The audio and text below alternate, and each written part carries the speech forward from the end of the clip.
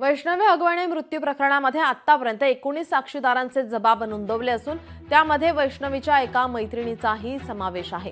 पिंपरी चिंचवड शहर पोलिसांकडून वैष्णवी हगवणे हिच्या संबंधित लोकांची तपासणी आता सुरू आहे। या दरम्यान 19 साक्षीदारांचे जबाब नोंदवण्यात आले। वैष्णवीच्या मृत्यूपूर्वी तिने कोणाकोणाशी संपर्क साधला आणि जास्त काळ ती कोणाच्या संपर्कात होती याची देखील आता तपासणी पोलिसांकडून सुरू आहे। तिने तिच्या जवळच्या लोकांना काही महत्त्वाच्या गोष्टी सांगितल्या होत्या का आणि त्यांच्याकडे काही या संदर्भात पुरावे आहेत का याचा तपास पोलीस करत आहेत।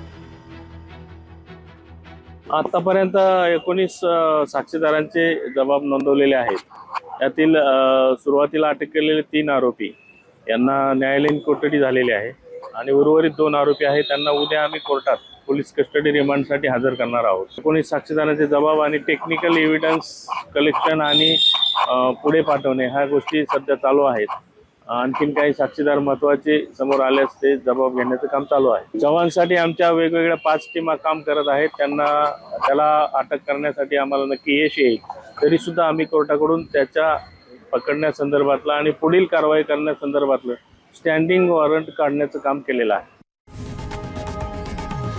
लोकशाही मराठी ऐका, पहा, जागरूक रहा।